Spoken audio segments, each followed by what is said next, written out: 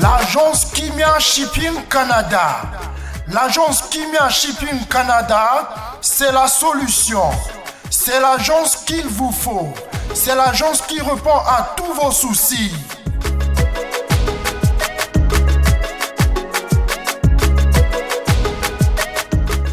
Vente de pièces de rechange d'origine américaine par commande.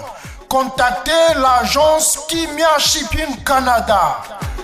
Rapidité, sécurité, fiabilité, c'est l'agence Kimia Shipping Canada.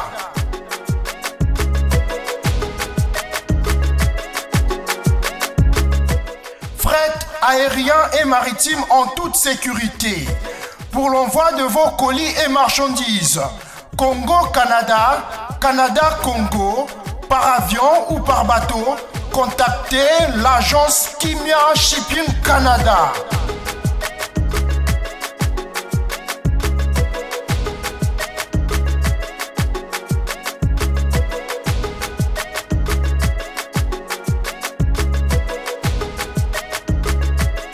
Contact 001 514 531 8401. Agence Kimia Shipping Canada. Zéro bêtise. Zéro bêtise.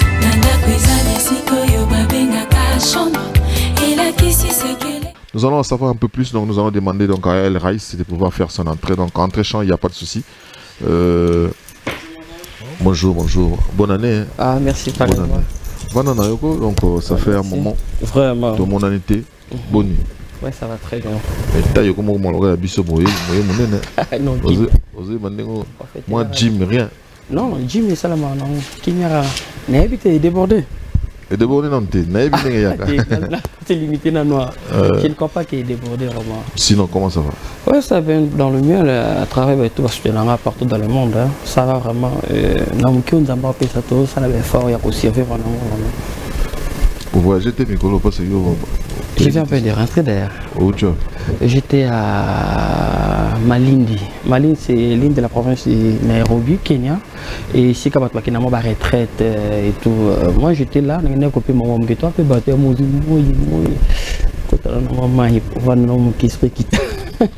mouvement est encore gâteau. Ouais, orchestre Césali, Morgan de Mikolo, musique en gros.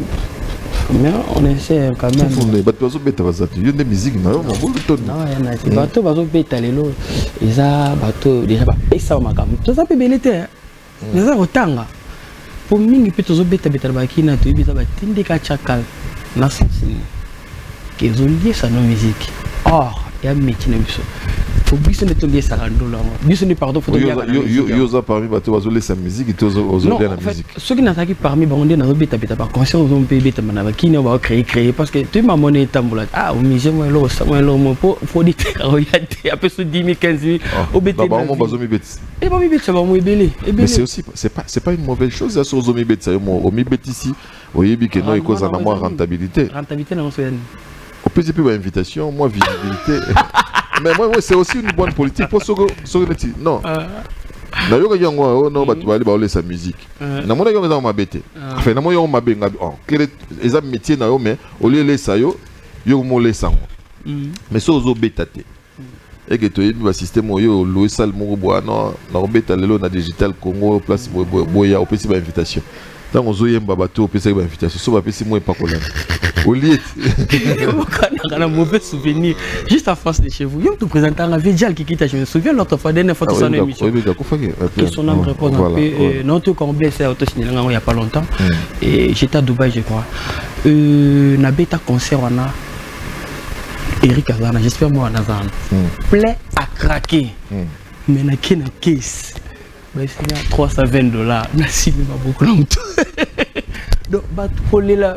Non, tu as un CG, un DG, ma vie, c'est un gars qui dit que tu as la caca, tu as la bière, tu as la bière. Donc, on fait les na, on fait les on a la bière. Zonga orchestre là. Zonga orchestre là comment? Zonga na côté où tu es. Non, il y a comme orchestre, c'est des années comme fungula ce cerveau. au plonger cerveau dans une au talasco ni jamais comme kende na ko sala nini parce que le musique on dit zo kende anati ce tout ne sali to za la kasi kama ndo baluka kaka ya moni ngana comprendre qui na ko jije bon habité na vanda na tala na mo bon des na étudier na ba o ba beta ba sala ndenge nini na ba o ba fouté nini sala ba fouté plutôt ba yoka bango te na me kana ko raisonner na luka pe nzila nini o ngana ko kotela pona vanda parce que le photo ba monde de musique les autres lelo jamais tengami makasi par rapport à génération il na monso musique puis tout ça on te photo la vérité génération ça na marque musique mo ba na pour ça or musique on a tellement na qui ma musique beta maté donc tout ça là on peut beta on faut internationaliser sur tout le plan faut un manager à bien faut un producteur à bien faut un distributeur à makasi parce que lelo et bien tout ça l'album sous kaka entre nous musique disque il est qui non. Ah, que l'union fait la force aussi. Si vous ensemble, tu présentes bien, tu chantes bien. Si vous avez pas vu, ça fait moins force. Parce que parmi bateaux, nous allons que accepter l'image de Taliboye. Chiquito, Bayo, mais aux moments où il est mais on dirait que c'est différent. On a un longwa, on a un groupe, on a un salle. Moi, j'ai fait des concerts ailleurs. Na sala kama allez-y voir sur ma chaîne YouTube. On a un peu de temps comme ça. Nadani on a linga vraiment qu'on s'est inventé. Et on a tina rien. On mite qui quand ça comment s'est inventé. Depuis on a groupe na ngai sur. Na ça sur mite qui mon attend yo melo bela manga ko ke langa mi bale batasi. Wo ça la batasi. Comité kalanga na mite karabat ba yo kalanga maka. So na bi ba yo kalanga te na kosio. Partout na tambala les gens reconnaissent que non lui là c'est un artiste congolais elle reste qui défend la musique congolaise na ba norme nyos.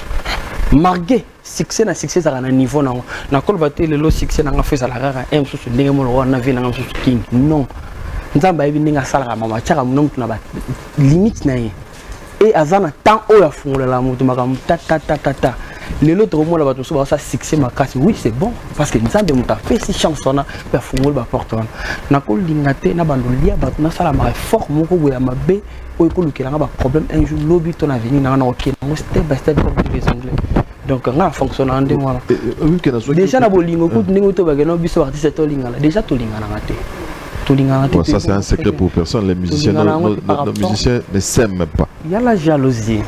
C'est par rapport à la jalousie. Beaucoup de musiciens congolais, je dirais même, ils contribuent volonté à Nzambe. Le lorsque l'élévation est dans mon moko, tout est beaucoup. Tout soutenir. Parce que après, il y a chaque chose à son temps. C'est ce que nous oublions des fois. Le long moko, personne ne sait beaucoup et beaucoup ça la campagne pour oh, nga personnellement pour n'abîmer trop et ça là nga bien ok côté moi je suis ba betel sur artiste na moko ça me fait mais peut-être dans le soleil il y a le général des Fao. La rencontre s'est fait comment parce que parce que je voulais faire vraiment un plateau spécial pour lui. Je suis en train de réfléchir parce que des fois c'est quelqu'un qui a été, je dirais, avec tout le monde, même avec la génération Abino, voilà. Monayo, Ayamba, na Boboto, donc à Singa, on a plateau, à Sala featuring, na déplique, à Sala, à Binayo, à Sali déjà, il avait des projets avec des jeunes. Pas tout coup, il y a Kola na été, mais il y a génération Lelo. Rencontre na Onaye, Zalrandin. J'ai des larmes, j'ai peut-être y a peut-être sur le solo, peut-être dans ce combat général des fois parce que pour moi c'était vraiment un papa et na solo là je suis le seul et unique peut-être artiste à ma génération avant dans l'intro ouais si c'est mon mobile parce que il existe une union on a une pension on a 4 ans avant là oui existe que n'a rien gars pourquoi non mais c'est pas que n'a rien normal t'es déjà exilé 22 ans voilà donc j'étais avec lui tout ça solo les bélés na mon appel ba passe na biche moi trop yo lingeka pona côté ka kibutito ezaki ezaka côté kibutité eza juste que non c'est un grand de notre pays et par rapport à la reconnaissance on a quoi sous-estimé tout ça na moni na mboka mon pa mboko msusu nga ezo pesa na makam to na kokutana bato minene na mboka na poji na ngefungamba na kuti kuluta pourquoi on a abandonné non bien tout c'était ni dans la main étant dans cette collaboration en avril na Berilate les solo na betele que non vite la bobo non c'est bien moi mais ko tika rumbate na kasiko chanson mais là c'est une chanson on a joué depuis 2013 si je me souviens Ozoa. Mais parole c'est quoi dans mon venga na pendi na aller on a lié. Yo soit depuis 2013. C'est que au peut c'est bon n'enka ça. Ouais, j'ai remis l'argent. Mais yo Zouya on a 2013. Au Bimisi on a 2018. 2018. Parce menacé. Na na chango son antenne. Ah, on chango kuna. Ba yebi ngo wango nyoso. Oh. Même pas masanga mouvement tout ancien collègue na ba yebi. Mais yo tamsu na ko umela na commerçant monique elle reste azo bimsene société. Tant a yo qui peut que longo sukuna po tant ozo ngo ezaki po yemba ngo tant ozaki ezaki kuna. Je comprends pas. Il y a un autre commerçant qui a parolé à Pessanela, parce que au-delà de tout, les paroliers aussi, à Luka CV, pour moi, on ne pas songolo, à Epsabi, ah, oui, nous avons un El Rice, nous avons un Piakaye. Dans le parole, nous avons un bien. Ce que y a aussi la yote kaye, parce que yo malgré sominze mounaye, je sais pas si je me fais comprendre. Yo malgré sominze, j'ai rien à expliquer. Yo malgré sominze mou. Mais il y a zoli ngapo tekaye. C'est-à-dire comment que non? Soka keko teka côté mususu oh. Yo banze muni on sala. Pour nous nous retourner ka. Voilà. On a tekela nze mo El Rice. Ce que yo zo bimisate. Ezo umela. Elle y a bon ça va na ke teka on côté mususu ba ko bimisa on comme ça dans nos bêtes les solo que non. Nze mo boyo ka. Mais ça je tani non comprendre. Mais yo umisi nze mo tellement 5 ans. Et puis même en 2018 na mo déjà c'est 3e année encore. Oui, mais yo zo ya encore. 2013. Voilà. Nous sommes en 2013, nous sommes après 5 ans. Attends, moi. Siko. Et bima déjà nous sommes en Kouloutou, nous artistes nous beaucoup que son âme repose en paix. Le général des fois, t'as mais oui que les larmes. Nzemboana Nayoki. Nzembo, n'habite à Tegla bino pe na marche tonne parce que Nayo na soleil, beaucoup n'ont qu'à marche moko. Donc guitare moko quoi. Ah! Hein? Oui que il découte tout nati. Pour être sincère, on a un message. Et le message n'a pas lié à batindela ngai mais na comprendre qui ngote. Et après, il y a beaucoup de expliquer ngai, je ne sais pas. Et faut être honnête hein. Je ne suis pas là peut-être pour déclarer la chanson et tout parce que c'est une chanson qui a été déjà sortie depuis 2018 plutôt. Et tout ça vraiment son attend en entier. La meilleure des choses c'est moi reconnaissance car chanter ma chanson c'est pas un problème. Ici d'imaginer pas tout bébé qui est mon au kosa mukilinde année en wana maramtu yango ba mona na éviter mutembe qui a chanté plutôt. Bon zela na web ça to kolanda clip je sais pas ce qui bandeko bana na régie va proposer biso la chanson et puis on se retrouve juste après pour continuer cette émission.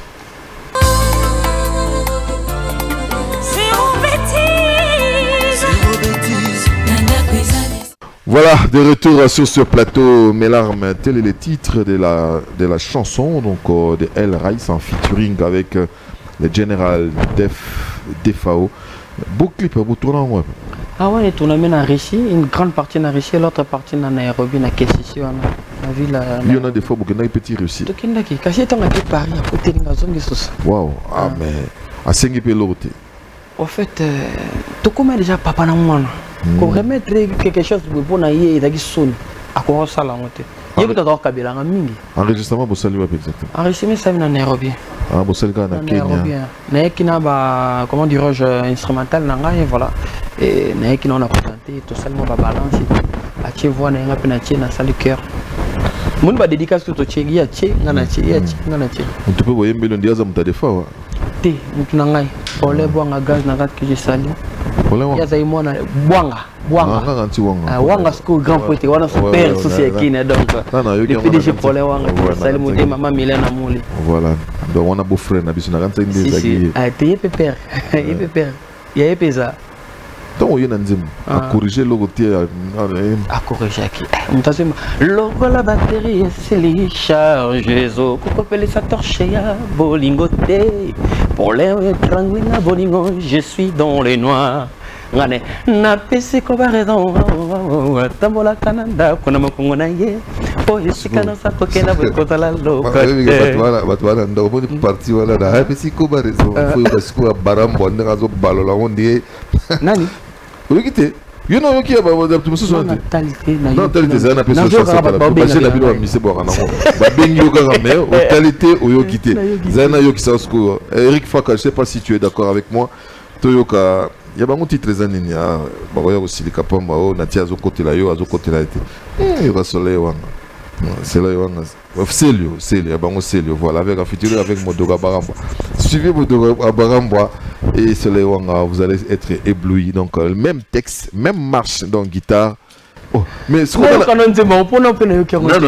mis parti. Je ne sais pas, moi j'ai sorti ma chanson il y a 3 ans. Bon, comment ça on a parlé là?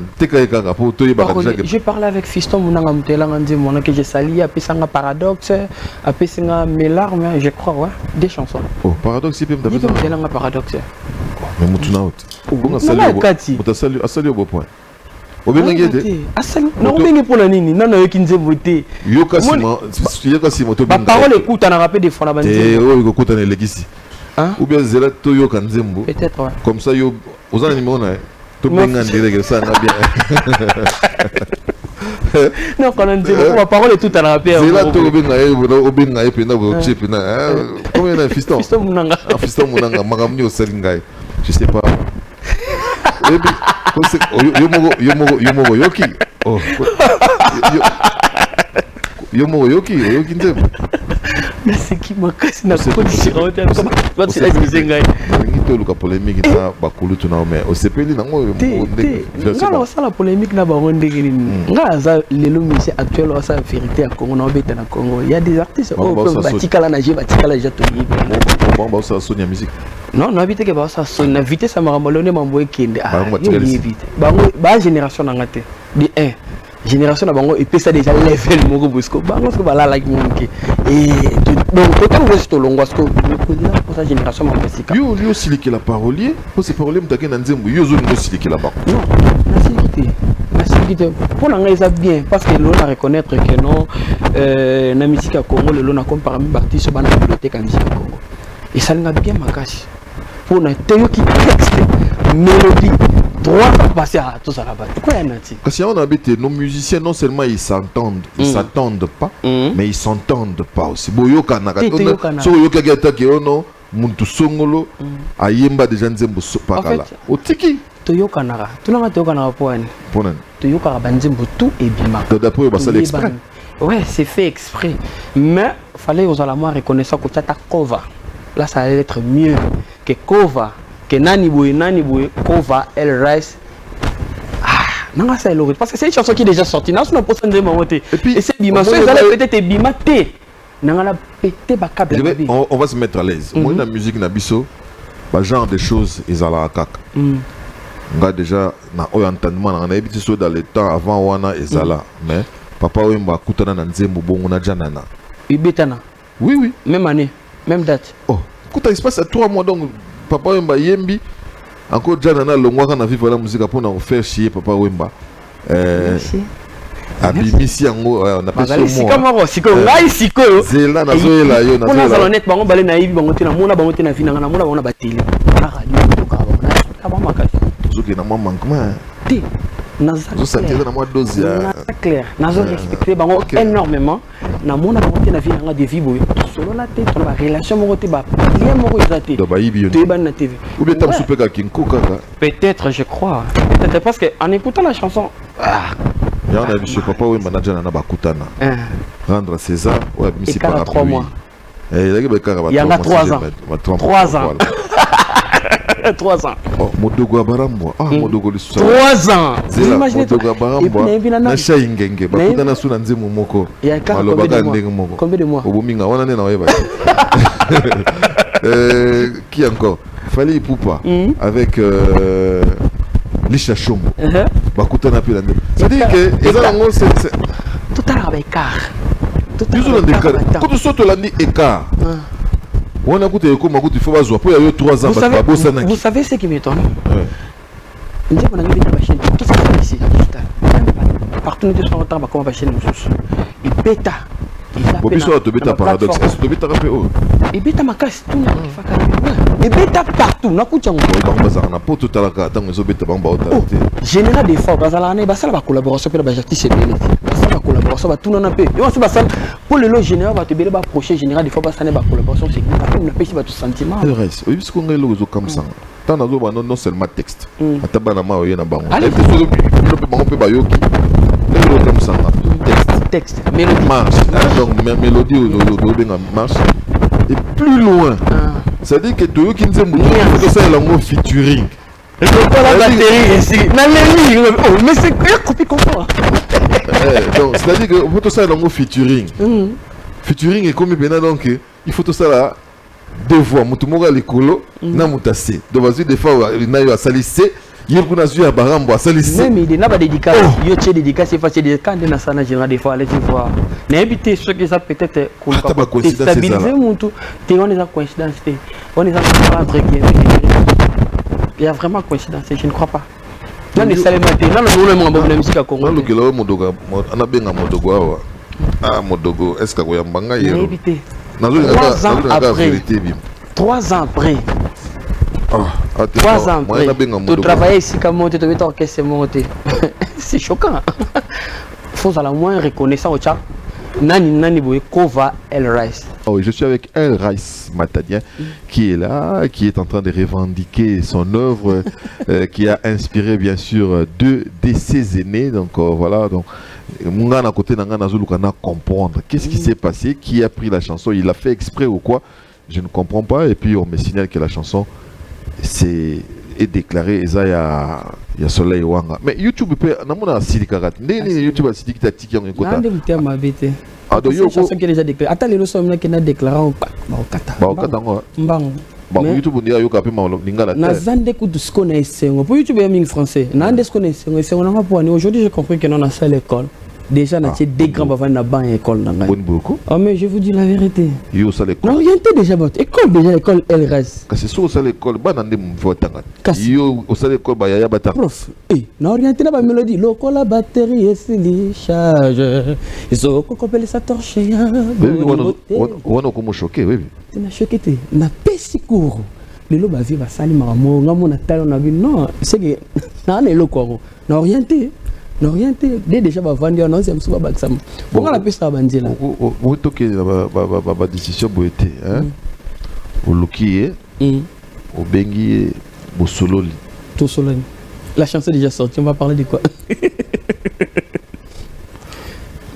tu veux qu'on a gagné un numéro à parolette fiston munanga est-ce que son nom passe yo lingi passé tout ça déjà non ko benga munanga te parce que munanga n'a rien à voir je ne crois pas que munanga na ba vitesse lelo mutso ka zuni nzemba kitoko obi na Congo lelo so mutso nzemba kitoko lelo mbanga obimisango et je crois chanson wana et bimi mbango parce que matanga général des photos à kalata nzembo nanga betaki trop fona za la claire betaki mingi na ba groupe na mona to postango kuta yemba na LRA ça salmo et je suis le seul et unique artiste à ma génération ou peut-être même à la génération des fois et bien bana ba plan bana ba studio nanyo pa yembi à ma génération o ebimi bat ba yoki ba moni clip ya qualité Neymar oui bien et puis voilà musique Neymar nana mona anuma boy bien Neymar yeba ga baninga ko yozo dinga ba yeba nzemu na yozo yeba baninga te yepa yemba na Neymar na peut ça kulu tout le ki nanga itonde pour na génération même donc na monité na clipité ce ba yemba c'est bien yozali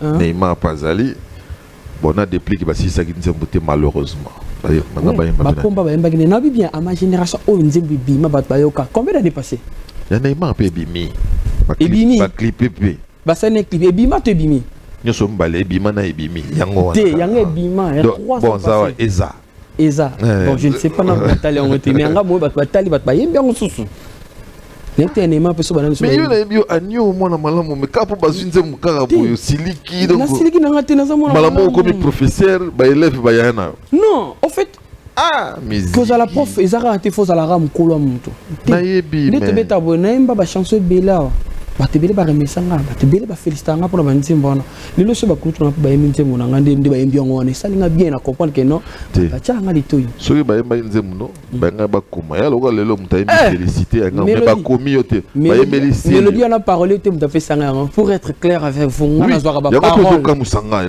na mélodie ozo wani na yemba même na général de fondé to yemba kamo mais yo ba mélodie ozo nga ma buka ngo susu Pour Obayembine en général, des fois, on est ah, allons-y voir. Donc, on comprend que va. Vandi déjà, va la balance, on soit Baxaba. Là-bas. Faut pas vendre là-bas. École, fait ça la école. L'école fait quoi tête? Elle reste la bébité, c'est la réalité. Les autres, ça congoté. Les autres, ça sous mon qualité. Batba mon abaye bi que non nzembo elle reste ba répé ba bandeli ngo songolo para batu bobo na nga pona ko fula batu te ko tanga ko teme to ko sa conscience à congolais te ko sa conscience à peuple congolais te non ba yebi na bango me ba tala kana musique et puis ko constater aux autres tribus bango non c'est ko pendo la on dit aux aki sur actualité te oyembango awa pona nzembo bango pe ba créer le mo actualité ponga na bando linga na benga yo oya ozongela ga ya na yo ba créer actualité ba créer actualité mais yo ndingo ya school loka bango ba bimisi nzembo. Poser des questions. On a battu celle interview et belé na net. On a fait une interview. Je crois que pendant les premières émissions na salle en haut. Cassette yango lo yo nzembo. Nazana ngana posa na sorry. Nazana ngana posa actualité. On a parlé de monsieur Yves, grand frère dans le ministère de la Culture et Art, donc on a pêché Mbotebeli Yves. Nazana ngana posa te na salle loko moko. To pona lela pona nzembo non. On a une émission dans la salle promotion, on a une question, on a surprise au Bossan Gabotin. Pour nous, quand on passe, non, qui pensent parce que ça, bien sûr. Mais le président, bon. Mais oui, ok, bien à 12 jours, 160 ans. Ah, Kolandate, il y a un somba. Kolandate, YouTube, tu vas la sauce, le massot, tu vas tirer en ils ont sous. Mais ça, YouTube a tiré un bon. Je préfère avoir une chanson qui a 10K, 1000K, 2000K. Je préfère que on a dit que non, 200 000 personnes, 200 000, 3 000 personnes. YouTube. Choqué bango de choqué bango. YouTube ayo kapeli ngala te il faut bano lobana que non. Il y a na changé na ke bloqué vraiment. Pour ça le producteur na producer na œuvre de l'esprit. Œuvre de l'esprit ba yi bango bongo te. Non. Nga isa pona nga isa fierté pona parce que na c'est l'école. Il est important voilà. Wana ndi nazo likati. Na lingi yo protéger nzembo na yo. Na lingi to comme ça on a kamba école. Pour faciliter c'est école. Nanimi komi kite sa lokola Jésus-Christ anima kababa kayene kuluso mosusa beta sete mosusa tubali konga nakosuka wapi bolingo pasie kopi kole makasi bongo kota barambo wana ndi zobo mangama lokola batterie kota VDF faut VDF VDF ça ah, des fois au père son âme donc héritier Zouka place à ça c'est Kamabé yalinga bon. Voilà, merci beaucoup, merci. Je suis obligé aussi de proposer l'extrait des CKT bien sûr le jeudi dernier. Notre passage au niveau de l'inspection générale des finances, nous avons été voir bien sûr l'inspecteur général chef de service monsieur Alingete donc qui a jugé bon de pouvoir nous associer dans ces combats. Ici, il faut m'exprimer de la sorte dans ces combats pour que nous dénoncions ce que nous appelons donc des tourneurs de fonds. En tout cas, nous allons fatiguer ces gens-là. Et nous qui sommes là, des fois avec les artistes et musiciens, voir nos frères, il y a théâtre, donc entre-temps, il n'y a pas de route, il n'y a pas d'école, il n'y a rien. Voilà, donc ça nous pose énormément de problèmes. Nous allons résister à ces gens-là qui nous volent de l'argent. Et l'IGF est là. Nous sommes obligés aussi de faire quelque chose pour l'IGF, de les encourager, de pouvoir traquer, voilà les termes qui conviennent, continuer à traquer bien sûr ces gens-là qui volent l'argent de la République démocratique du Congo. Le seul pays au monde où on ne vole que des millions. On dit que ça doit y avoir 1000. Il y a 1 million. On va vous proposer des images dans un peu de temps parce qu'on a été le jeudi dernier avec bien sûr monsieur l'inspecteur général et son adjoint. On a échangé, on a compris ce que c'est sa démarche. On va le faire bientôt. Mais pour terminer, nous allons terminer déjà avec notre ami El Raïs Matadien. Question dans un mot aussi ma dimension, c'est-à-dire que bah comprendre que moi level et mati. Vous voyez que on est bandé là, pourquoi nous allons qui nous raconter? Kasi oko zunga, kasi oko bakisa suko un plus. Wana linga ti mo bibe que level et mati, ce qu'on a longa, ce que level na zonga, ce qu'on a pas. Biba level mususu, ce que sangana na level mususu, et ça les high level. Déjà, on a tracé chemin. On a conjugué déjà verbe partir depuis. Mais chemin, on peut non. La vie, c'est normal. Il n'y a pas d'erreur sans épine. Je dois me battre, je suis un homme. C'est normal dans les cas de l'étape pour y avoir des opés sans la force. Et oui, dans mon émission, on ne peut pas y aller. Dans le fond, mais la mission, je suis déjà. La mission, la mission, ah, la musicien, on a dit qu'on va le bilan en société. On a été orchestre, on peut le on qui sont total orchestre. C'est la société qui est orchestre. C'est comme un leader, leader. Allez-y voir, maman bébé, j'ai dit que ma bête. Mais ça déjà mon tour. Alors quels sont tes projets après que comme professeur pour Bazion, quels sont les projets là? Dans un studio je travaille, j'ai fait mon album step by step. Dans un niveau moi souka et l'album moko vraiment vraiment satisfait parce que je suis urbain, tu as na rumba. Dans un mélange, dans un rumba na urbain plus urbain parce que urbain des opé ça nga fox ma case pas on a mingi dans urbain. Il faut que se le dise. Oui, tu pas impérateur et puis il faut que tu na rumba. Et là tu zo c'est un orchestre tu musique tu apprendre yango tu za lelo musique et chaque abat belé so ça la ngona musique à l'édo c'est la musique moi tout fait ça là donc faut plonger ma cerveau dans une au raisonner jamais la musique na repé c'est comme la musique tu écouter na ba groupe tu pour sauter l'inzemulwa bébé na sali kito rien à voir orchestre na outil na orchestre na outil aussi Afrique à mondial rien à voir na les salématé donc na imposer musique on a et la musique metika la bateau yo makambo zolo ba o na lobini na mabe susu na comprendre neti musique on a dans salle la musique à recherche la musique dans une école la musique on nzamba tsakat na ngai na oyo na omona ndenge vision ba bisika na okene mi mo salema na kombe ko lata. J'ai quelques dépêches à ma possession. On me signale que l'héritier Watanabe joue tout à l'heure à l'Olive Verte sur le boulevard du 30 juin. Et puis en dehors bien sûr de la prestation des d'héritier Watanabe, on nous signale que c'est en anglais, donc vous allez excuser mon anglais. Fally Ipupa sera à Africa Honor Day à Dubaï pour ce qui concerne l'exposition. Donc c'est à partir des 18h GMT et ce sera donc au Jubilé Park.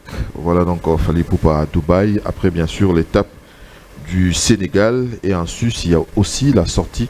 Il y a de cela 48 heures déjà de l'album ou si vous voulez de la réédition Tokos 2 Gold. Et je m'en vais aussi vous donner l'information de notre ami Papi Lungwa, musicien vivant en Angola, qui a fait un album de 16 titres. Donc il faut du style, avec le style bien sûr de l'Empire Bakuba.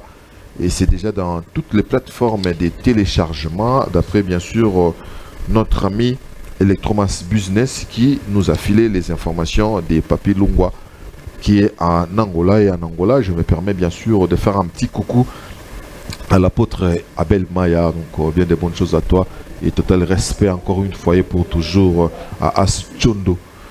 Bien de bonnes choses aussi à Mohamed Kake qui nous suit, et sans oublier Yapi Boni Basango, ya XL, ya Xavier Lopez.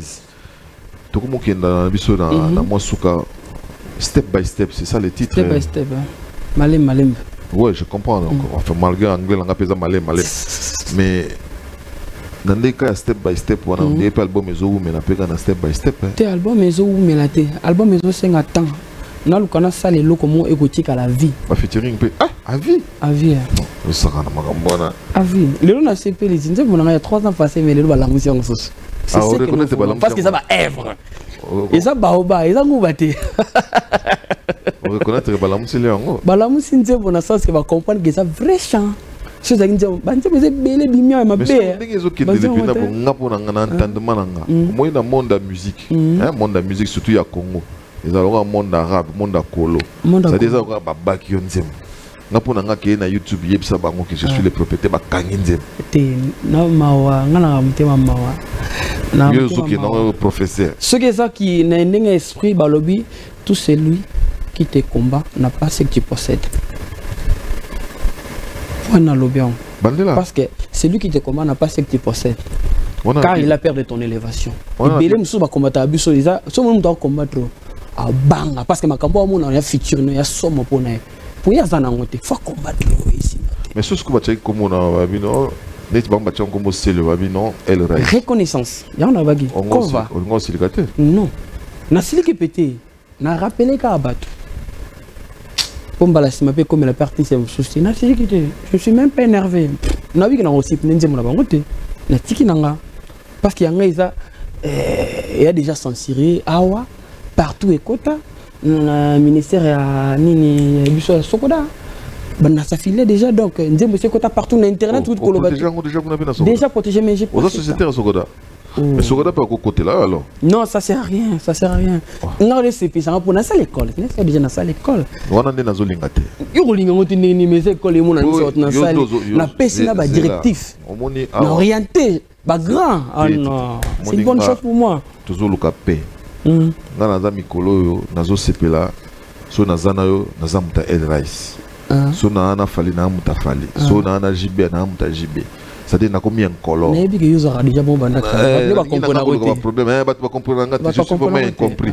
Et ce qui me fait du bien, c'est-à-dire que mon section musique, c'est la seule émission que les autres émissions suivent. Mon élengezo salanga. Voilà. Na boyi na zo babinemi, bani na zo sala fort. Te ozo no binemi te po ba bi que risque mambalo ba eza ya solo. To ko sa conscience abatuté. Non. Tout ce que nous sommes en train de dire. Salanga plaisir. Titre aussi cette émission comme il ba soute koza professeur. J'affirme, j'assume mes propos. Je suis un professeur parce que je viens d'orienter des grands de notre pays. Non, je suis félicité quand même. Ah, on reconnaît que c'est grand. Mais c'est grand. C'est une fierté musique à Congo. C'est un travail, c'est un master. Parce qu'on a petit, on a un cello comme on a une infection. Kotaki. Surtout Kota Modoga Barambo, Te quota général des fois loko la batterie et s'il charge zoko kopele sa torche ya bolingote pour les tranglenga bolingo je suis dans les noix pour limangako comme ça au boss envoyer Baselio non mais ndeni nte monanga mona emba bo ba ngoni ba ko bossa ba emba problème pas yo ka trop. Voilà, merci beaucoup El Rice Matadi, amis téléspectateurs, c'est toujours comme ça dans la gaieté. Je sais que nous arrivons chez vous dans vos salons sans pour autant que vous le vouliez, alors nous sommes obligés aussi de vous apporter de la gaieté, de la détente. Au-delà de Bakanda ou Bakomino Mikolo dans le monde de la musique. N'a pas de musique comme le cas Kachumuna Mutazo silika. Tia komina ko finga. Non. La musique a pas. Voilà, tous à la moins zen. Voilà, moi qui était. Ça les fort. Kuta bastilo talaba kalita ba clip. Ata mawane zate. Que je n'ai pas tazo lukanae. Risa zole sa musique naïve. Te, nazole sa musique te ngana zo lukanzela. Ba msusu ndi ba ole sa musique. Ngana na tina ko vana ko créata 20 concerts n'intervalle à moi moko. Je peux les faire. Mais maintenant, parce que non, rendement dans le il a gagné. Il a gagné le côté. Bon, qui c'est bien tout le monde koufa dans le est-ce que mon clip bachara mani bachara sous au groupe boy et comment les leaders sont pas là. Bon, qui c'est bien koufa. Tout voilà fastin. Bon, que c'est koufa.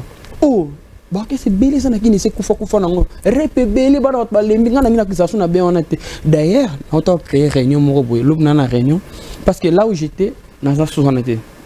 Na siège na ngate olongwe na longwe na juste siège mususu na Sirwillerie juste en face il y a Salon Franck on a na Sirwillerie et demain d'ailleurs j'ai réunion avec mes artistes na profiter pour aussi nga artiste belé au ba lingi ko intégrer groupe na nga ba ya artiste au ba vraiment na soucia carré na parce que si les jeunes ngi zo kende système on zo kende trop ko sa ka so ba jeune ba tout trop kangara toi emprisonné ba cerveau ba tout ba vision ba artiste c'était faut fongola rager et ce que les autres groupe d'accompagnement faut tout solo na ba to carte stable les tous aboué toi nous répétera un sous na moi moko tel boy ce qui production ça to no sala ka faut ko solo na ba artiste tout ça.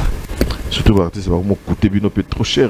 Voilà. Il faut que ça va transport, il faut que ça va tout ça, donc ça nous prend mal à la tête. Voilà, donc nous allons préparer déjà le mot de la fin, mais du moins j'ai aussi notre dépêche de Félix Wazeko, c'est grave, Mokou à Bongo. Il nous dit la chanson IGF Control, voilà, donc Félix Wazeko aussi.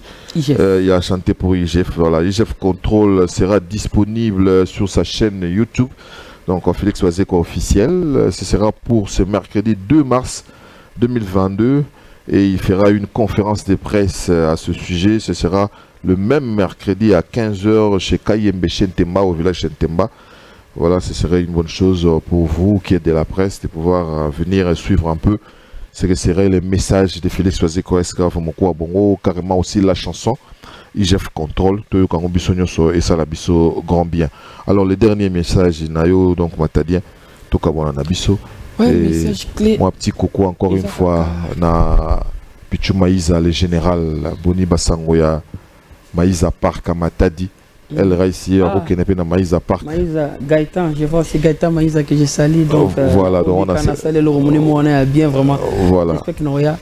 Et dans le Congo central, toi en général, mes pistes de Bambo, il y a un ambassadeur à Beno.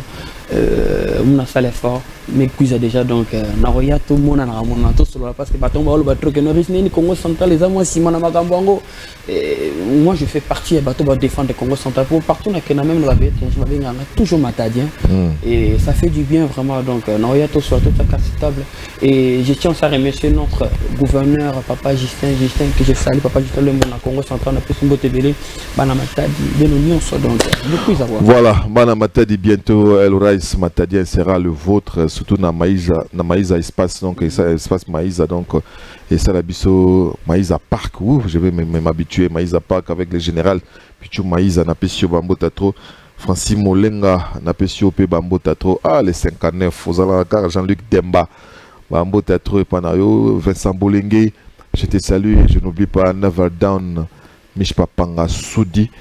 Tout si c'est Nabiso Soko Sanayo comme ça. Donc, Bana Congo central, Bana monde entier, Bana King. Et je dirais Globe Terrestre en général, c'est votre humble serviteur LRAS. Je vous demande simplement de vous abonner massivement sur ma chaîne YouTube. C'est LRAS officiel et puis télécharger vos très belles chansons qui sont là parce que chez nous, il y a des bombes, il y a des baobabs. On n'a pas d'arachide chez nous, donc vos très belles chansons, je répète. Vous téléchargez, vous abonnez et écrivez-moi. Et s'il y a des remarques à faire ou des reproches, mon numéro là c'est plus 243 81 760 44 70. Écrivez-moi anytime. Mandela numéro en élection montre. Plus 243 81 760 44 70. WhatsApp, Instagram, c'est toujours Elris. Et Boya vraiment ébélé dans ta chaîne, vous abonnez, vous téléchargez, vous partagez ma chanson. Et je tiens à remercier Yanati pour ton émission et je suis très content parce que c'est une très belle émission. Déjà partout. Il y a Gougas Mopiz Benga, président Yves Kemba Benga et le président Jambo Kwakomena qui j'ai salé papa Zan. Hein? Et Namoni ya Pati Makasi, hein? Fabrice qui parle à FBI, je te salue. Et il y a Trésor Olangi Motema, Maman Debo que je remercie. Je vois aussi Paul Moutou. Hein? Le logo d'anniversaire à Grand Point. Joyeux anniversaire à toi, Mami. Elras, love you so much. Today is your day. Enjoy your day, man. Mami, my sister, one love. Et ben tout balinga. Mère avec anglais. Ah, sorry. Nabosa n'arrête na libandate kaningi kilaka. Et je tiens à remercier Kiro Mananga qui j'ai salé, héritier Soka du cœur, DG Mavinga et mon directeur Olisola, les secrétaires du groupe Fabrice Lematade. Donc, Banakin, instrumentiste, danseuse, et chanteur, les animateurs, Elras a besoin de vous. Demain déjà, écrivez-moi avec le numéro que l'on peut savoir. Donc, Boya vraiment béni, tout ça on va parler parce que nous comprenons qu'il faut élargir ma solo, donc il faut tout. Voilà, merci tout fond ma solo, merci. Et l'album arrive bientôt. Reste Matadien step by step dans les plateformes bientôt. Tout le monde va back, donc on va back c'est stylé. Donc tout s'habituer dans la nouvelle technologie. Donc ils associent au truc dans la moulée, au truc dans la victoire. Et comme cas dans les plateformes de téléchargement, nous aurons step by step. Fils Mavon, aux États-Unis, fils Mavon, que j'ai salé mon thème, je concerne dans Petite Sœur Jolicia, à Autobala na Kalate, aux États-Unis, avec un peu son beau TV. Donc, fils Mavon, bon retour au pays, là où tu es. Beau frère. Fils bon retour au pays. Voilà, amis téléspectateurs, nous allons suivre cet élément de l'inspection générale des finances. On a été tous là les jeudis derniers, j'ai oublié. C'était vraiment l'apothéose, l'engouement.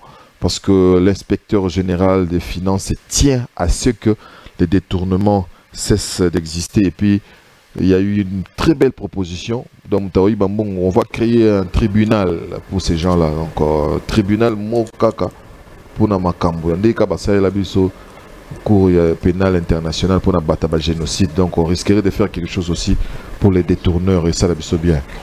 Voilà, et ça la biso grand bien. Toi aussi c'est la biso na yo lingo. Toi aussi c'est vraiment na CP maka c'est parce que ba monsieur belba comme nanga pour toi Net Mbassi Bourgeois que j'ai salé, un bon soldat, artiste et soldat. Oui, Mbassi Bourgeois, on a petit donc, toi, quoi. Oui.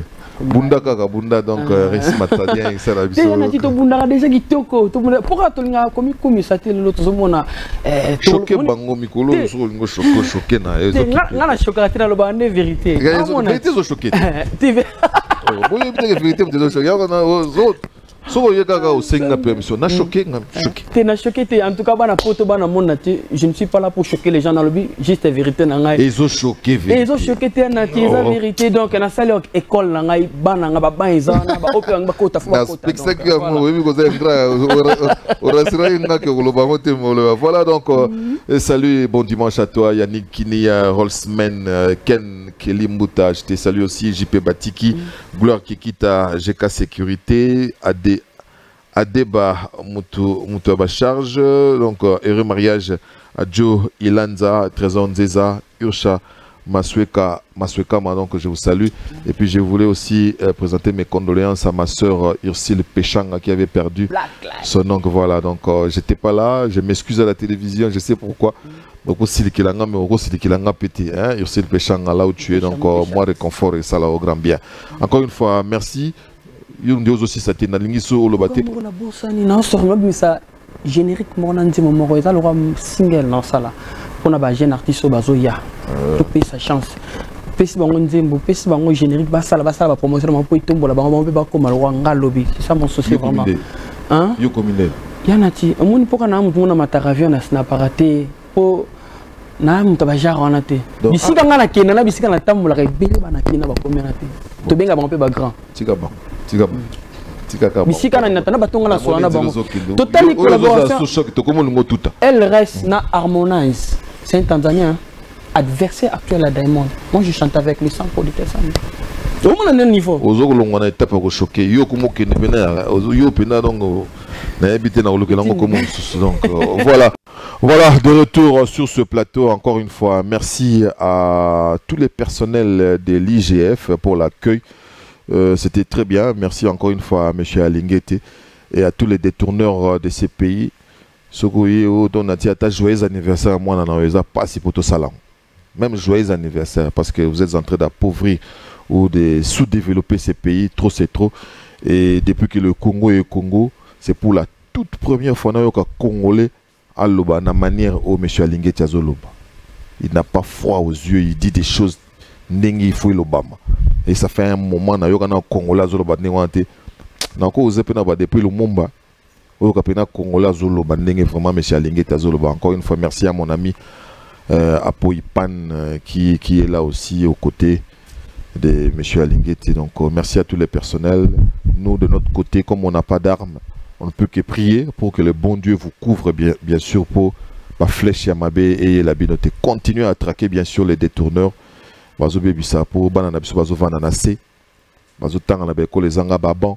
Professeur, il fallait foutre ma dengue seigneur, foutre ma bienté et tout comme on est normal parce qu'il y a quelqu'un qui avait soutiré 10 millions, quelqu'un qui avait soutiré 20 millions, qui avait soutiré 30 millions et il est impuni. C'est ça le comble aussi, il est impuni. Non seulement il est impuni, un mot pas il y a pesibino sous moi 500. Azo c'est quand même moi j'ai eu 5 millions, lui il a encore 500. Ça doit cesser. Merci beaucoup encore une fois. M. Alinguete et à tous les artistes et musiciens qui ont compris les messages de M. Alinguete. Je crois qu'il y aura une chanson qui va tourner bien sûr autour de son message et ce sera une bonne chose. Et Oazé quoi déjà emboîté les pas.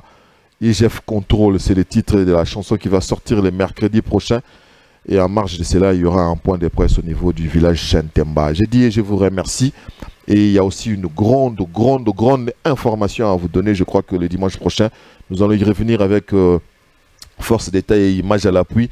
Il s'agit bien sûr des Wenge Musica 4x4 tout terrain, donc avec tous les administrateurs et bien sûr Blaise Boula et Tata Mobic. Ils vont être ensemble 25 ans après autour de l'idée de notre mécène Amadou Diaby.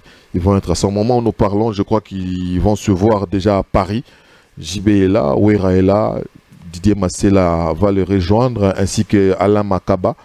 Ils vont s'asseoir pour parler un peu de Wenge Musica 4x4 tout terrain, lesquels des rencontres va faire de sorte que nous ayons bien sûr un album. Il y aura aussi un concert le 30 juin.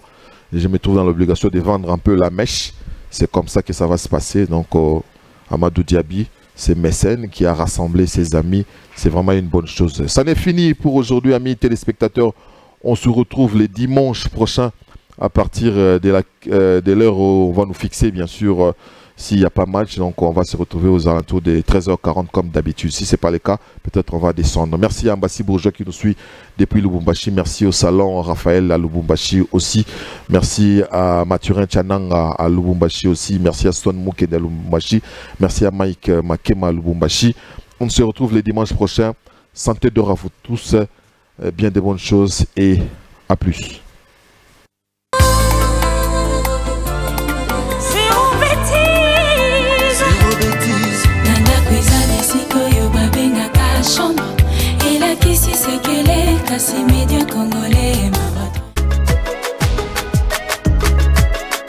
L'agence Kimia Shipping Canada.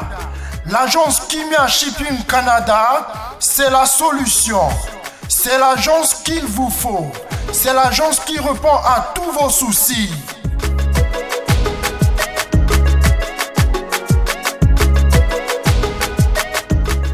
Vente de pièces de rechange d'origine américaine par commande.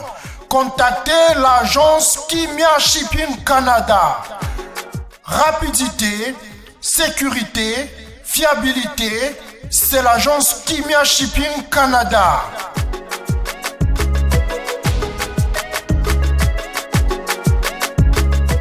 Fret aérien et maritime en toute sécurité. Pour l'envoi de vos colis et marchandises, Congo-Canada, Canada-Congo, par avion ou par bateau, contactez l'agence Kimia Shipping Canada.